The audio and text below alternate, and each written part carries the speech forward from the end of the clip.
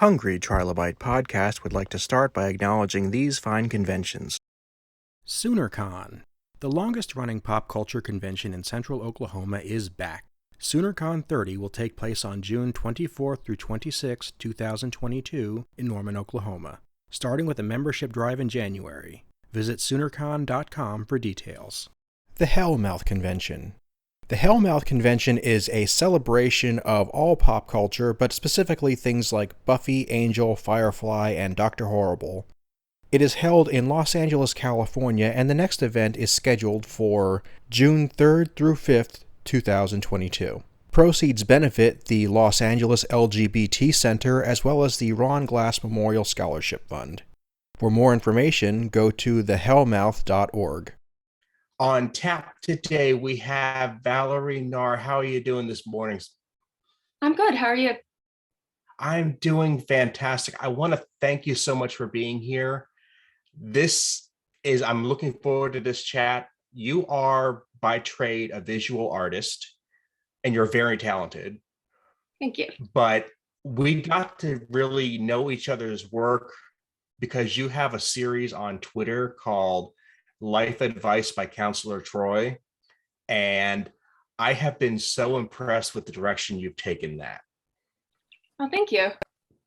It's a neat idea because it's not just memes, it's not just jokes, it's legitimate life advice that you probably can't get everywhere, not from your best friend.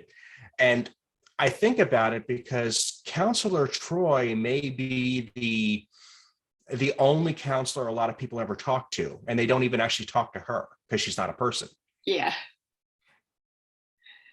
that's exactly why I started to create this series, especially now during COVID, where mental illness is really on the rise, and also access to mental health services that's gone down because you can't meet in person. There's also really long waiting lists, issues with insurance not covering it. People can't afford to get the help that they need. So I started thinking about that, and I started thinking that maybe there's a way that I could help, but I could do it through a character that a lot of people know, a lot of people look up to. So I started doing this like role-playing series, and I started thinking about issues that I see people having, things that people either have told me, I've seen on Twitter. And I thought about, okay, if I was going through this, what would I want somebody to tell me? And that's kind of how I came up with it. And that's how I come up with each of the posts. And then I try to organize them into themes, whether it's dealing with anxiety, bullying, depression, or so on. And that's a really appropriate building on that character. You're honoring the legacy because when the show was first made in the late 80s, the idea of having a ship's counselor was like really new and cool. And it was a departure from the original series. Absolutely. And I think, yeah, that became a weird, not weird, it became more than a weird little nod. She became a crucial character. Absolutely. Yeah, she went from being a side character to being like one of the core characters central to the show. You came to really appreciate how much help she was to everybody, how she, how space travel and just life in general would really push people beyond their limits sometimes. Right. And just going out of your comfort zone, that sometimes it's scary. The unknown is scary, but that's basically what the show was about. Going into the unknown, exploring uncharted territories. And they also incorporated that into mental health, which I think was really awesome. From your experience, do you think Counselor Troy is a good representation of what somebody would see in a counselor's office, the experience they would have? Well, I think for talk therapy, definitely there's different types of counseling that they have out there. Like nowadays, there's so many different types. There's cognitive behavioral therapy, dialectical behavioral therapy. There's so many different types. But as somebody that you would just go to talk and maybe just get a different perspective on your problems, I think she was an excellent representation of that. And she was definitely a different perspective because she was the softer, more inward looking side of that whole crew. Mhm. Everybody had this kind of brash go-getter attitude, and she was the one who would be telling you to step back and look at yourself. And that, several shows later, we're dealing with people who are dealing with legitimate PTSD.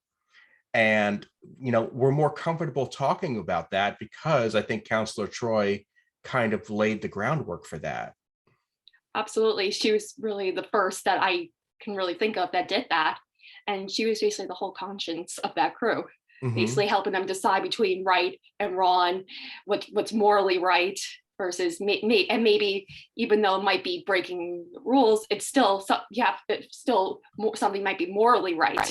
So you have to follow your conscience. And she was kind of vocalizing that conscience. And there was more than one occasion where somebody would be thinking, I'm totally okay, I've got this. And she's saying, no, you don't. Right. Absolutely. A lot of times people were in denial. They think they're fine. They suppress it so much. And then she makes them face it. And then they realize that they really weren't okay. It was just a coping mechanism, that denial, that suppression. Not only that, I mean, you've also managed in a very brilliant way, I might add, to wrap in Marina Sirtis's role in this as the actress that played her. For anybody who's not super into Star Trek, she is a very different person from Counselor Troy, if you ever meet her in person.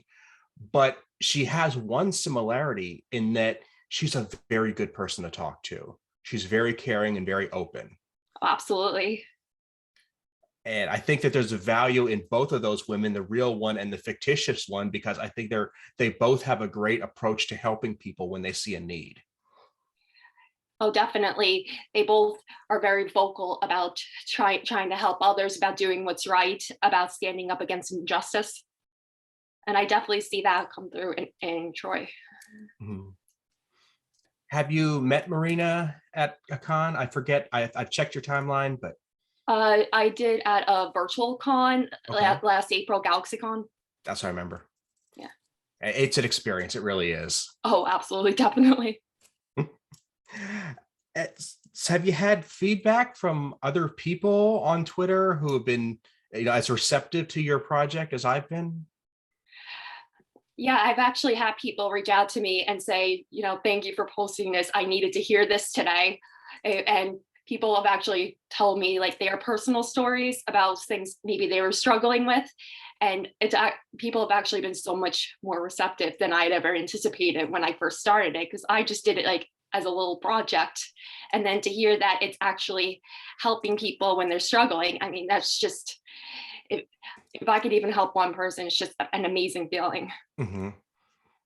And that's something that I think our community on Twitter and as a fan in general has really started to step up to the plate and made easier for people, is to look at people who are struggling and saying, how can we give you a little bit of a boost? Right. Definitely. It's a very supportive community. It is. And there's so many people who add some toxicity to things. I don't want to dwell on that, but I just feel like saying there's so much good stuff if you just turn 2 steps to the right and look at all these people who want to be your friend, want to help out, want to see you do well. Why would you want the alternative? Exactly. One of the things I think that we've really built with the fan community in general is that we're looking at this, and people in the 80s and even fairly recently didn't feel comfortable approaching mental health. Oh, it's been such a taboo subject that people have been shamed. Meanwhile, taking care of your mental health, it really shouldn't be any different than taking care of your physical health. And we didn't have a concept of that. And a lot of people, like we said, their first idea of this might have been looking at Counselor Troy and thinking, I wish I had somebody like that in my life.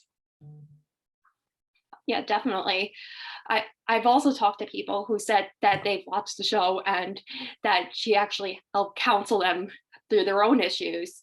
I also had somebody tell me that she actually helped them more than their real life therapist, that she gave better advice, even though they weren't talking directly with her, they were just watching the show. I mean, I hesitate to to throw that idea out there because we want somebody to place themselves in the hands of our professionals. Definitely.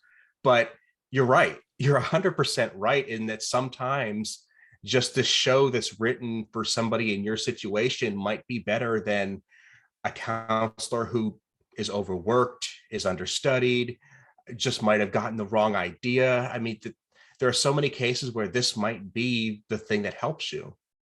Yeah, everybody's different.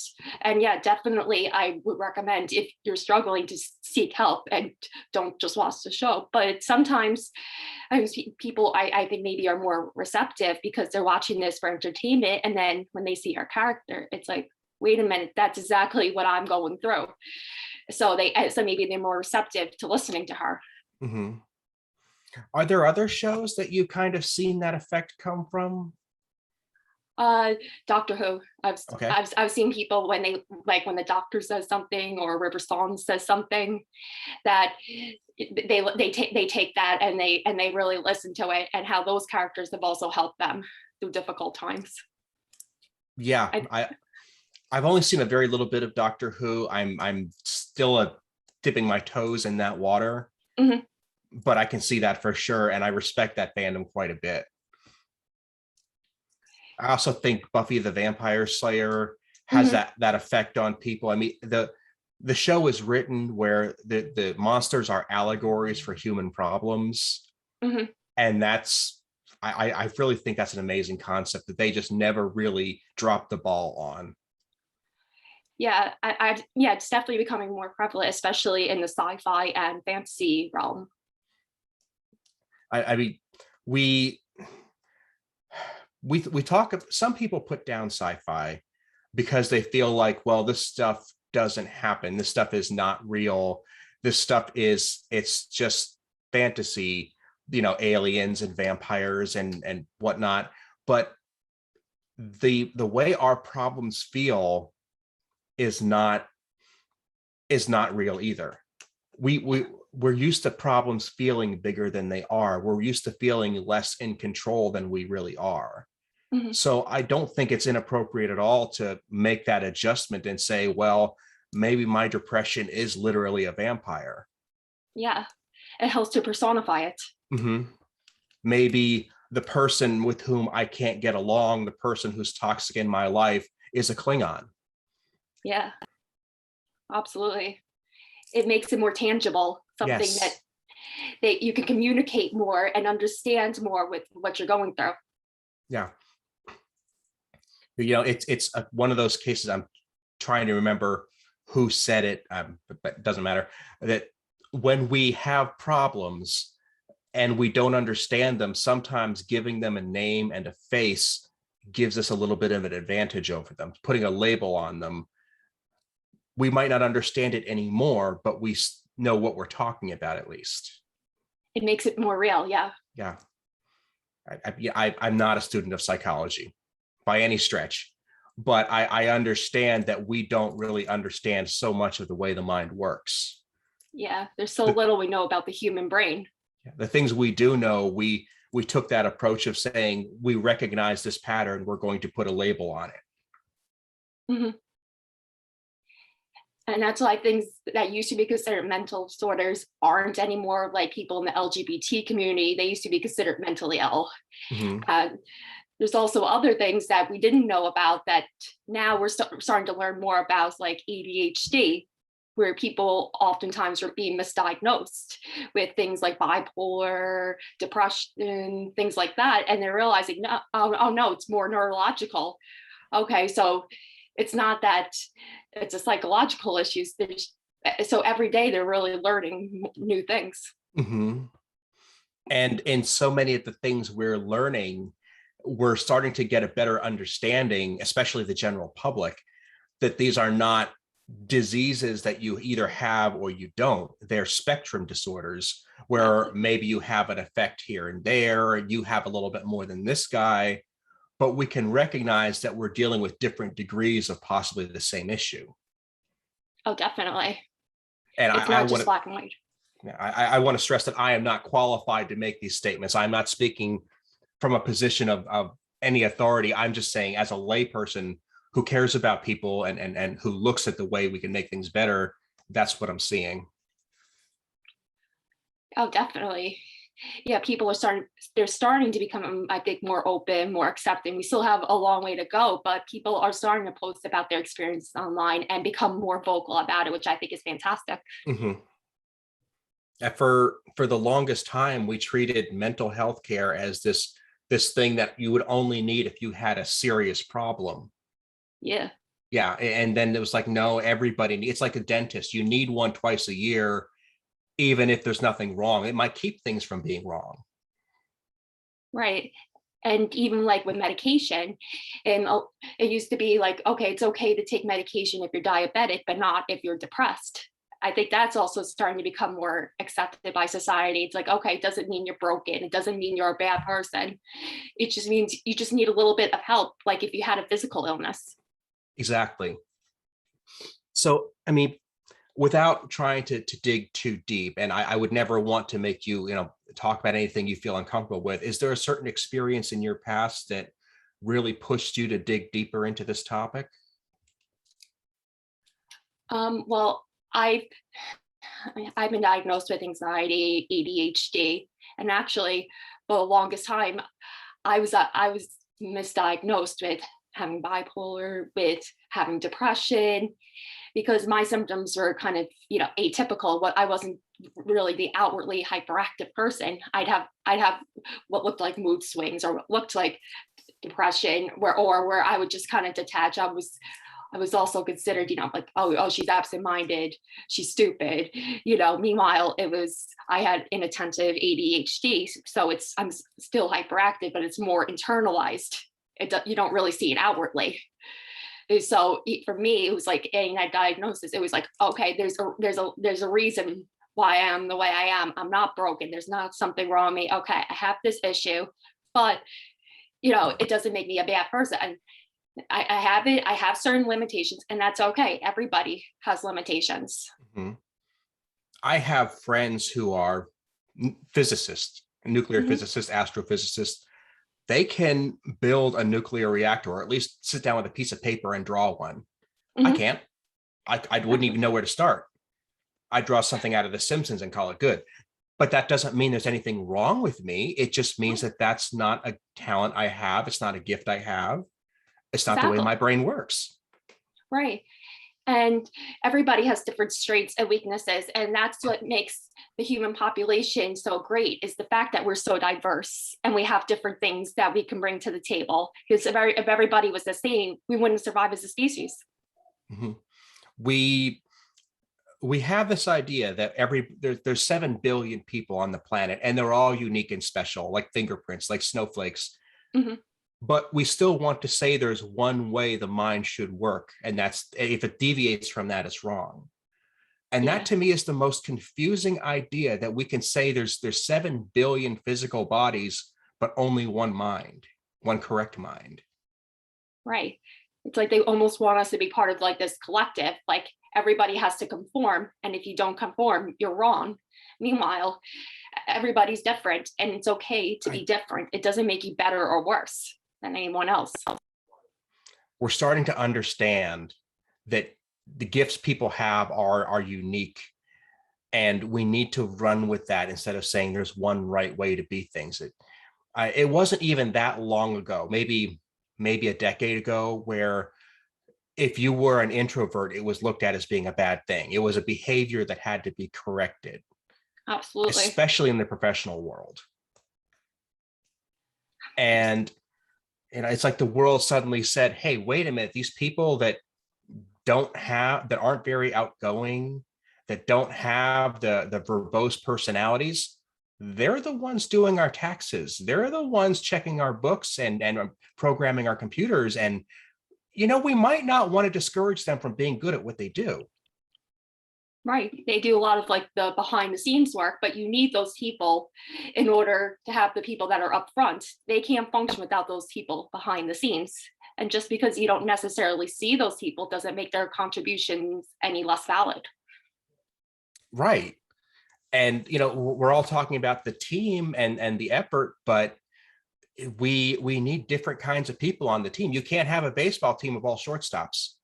Exactly. And I think that we've really hit that new point. And I wonder if, projects like yours, where we can have a more casual conversation about mental health, might be the next step. Yeah, definitely. Put a friendly face on the counselor. Mm-hmm. Yeah, and also it's somebody that people already know. Somebody, and maybe somebody people be more receptive to than if I were just as me to say it. People really don't know who I am. They know who she is, so maybe they'd be more apt to listen. They're also, like you said, it's more casual, so it's a more relaxed environment. It's not this formal, you're sitting in an office with a therapist where sometimes people might feel intimidated.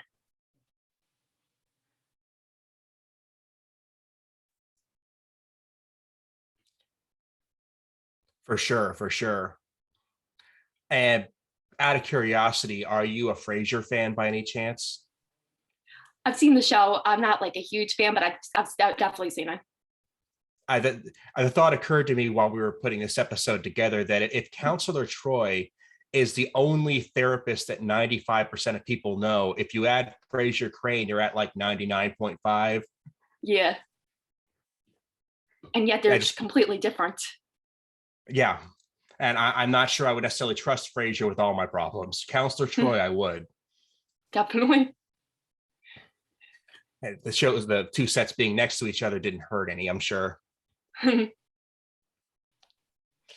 So when it comes to Trek, how are you feeling about the way the current seasons are wrapping up, Prodigy and Discovery?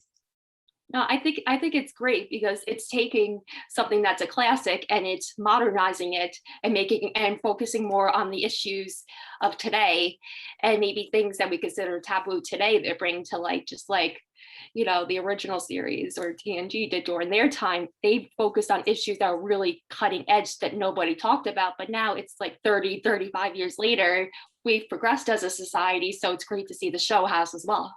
Mm-hmm. And people look at this and they say, well, Star Trek was supposed to be a utopia, and sure, but utopia looks different today than it did 50 years ago. The problems that we have to conquer might look different, so the stories become different. Exactly. And I think there's a great way of saying that it's a renewal process that maybe the Federation has to take a nosedive for a little bit to correct some internal problems, because that's how humans are. Mm-hmm. Yeah, humans are inherently flawed. It's not a bad thing, but perfection, it doesn't exist. And even if it in a sense did, it's what's perfect to one person might not be perfect to another person. So this idea of utopia is different to everybody. So there's always going to be problems. There's always going to be struggles that we need to overcome. Growth is painful. Growth requires mistakes. And that's true for the individual and it's true for the group. Definitely. And I think that maybe that's something that needs to be brought up on the show and in real life, is that, hey, you made a mistake, sucks, but guess what? You're not a lesser person because of it. Right. Yeah, sometimes you need to go through that pain in order to learn, and it is horrible, but if you don't experience it, you're just going to stay in the same place. You're going to be stagnant. And then you're not going to progress. And so we need to go through that on an individual and societal level if we ever want to keep progressing. Absolutely. And it can be up to each one of us, like you said, what that growth looks like. Everybody's path is going to be different. Yeah. I think that there's even a better idea of that. There's so many different types of people, both human and non-human, on the Discovery, that we really feel like everybody's going to have a place in this future, no matter what that's going to be. Right. Where everybody puts aside their differences and you work together for the greater good. And I think that's the central message that's coming through. Yeah. And what I always like to hang on just a little bit is that they put aside their differences. Not that there are no differences. Because I think that might be the message that gets lost with some fans, is that, oh, we all agree. No, we don't. These people don't all agree, but they agree that the greater good and the goal is what they have to work toward. Exactly. So is there a project that you're working on now that you might be looking to talk about?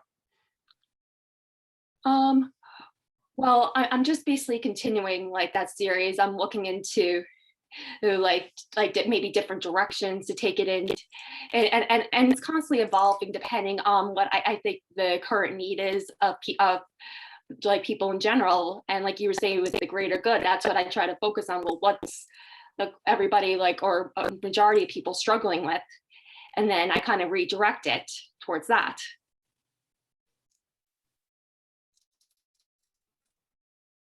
And do you feel like you might be running out of material since there's only so many Counselor Troy appearances in canon? Yeah, but that's when sometimes you kind of go off script, or you kind of make it almost like a fan fiction where you create your own scenarios, and it doesn't have to be like from the show. You can kind of use that as like a springboard. But when you do that and you kind of use your imagination, you could take it in so many different directions, which is like what I'm trying to do. Mm-hmm, mm-hmm. I could see this being something that would be very popular at a con, a bunch of fans getting together and just trying to come up with the Counselor Troy handbook to mental health. I could see that being a great exercise. Oh, definitely. Be a great workshop. And if Marina could like chair it, that would be amazing. Oh yeah. I mean, I got to throw one thing out there, because to defend Marina, to defend Counselor Troy, the one joke almost everybody gives her is that she crashed the ship. And she tells that story, and she's so mad that the one time she sat in the chair, she crashed the ship. And I always have to go back to saying, no, the ship was crashing. She landed it. Mm-hmm. That she landed a ship with 2,000 people and no loss of life. Exactly. She basically took a catastrophic situation and minimized it, where there was damage to the ship, but the main thing was no loss of life. So I think in that sense, she was like the hero. She saved everybody. Mm-hmm. And it should not be something looked down upon, but really it should be something that should be focused on as a positive. How she could, people could have died and they didn't because of her. I mean, at the end of the movie, let's be honest, she was on the bridge and the bridge was on Kirk. I mean, mm-hmm. So yeah, I just feel like I have to throw that out there, and I hope maybe she might realize that we've got her back on this. Oh, definitely. Oh, Val, I don't want to take too much of your time because I'm enjoying this, and I think there's a lot to this. I'm going to put links to all your information on the show notes on my website, aaronbosig.com. Okay. But where can people follow your information? What should I make sure I get there? On my Twitter account, the Art Savvy Val. I always post it on there. Awesome. Well, that will be there. And I strongly suggest people follow you, because the Life Advice by Counselor Troy series is going to be the highlight of your week. It is every time I see one pop up. Oh, thank you. Okay. Thanks so much, Val. I would love to have you back anytime. Thanks for having me.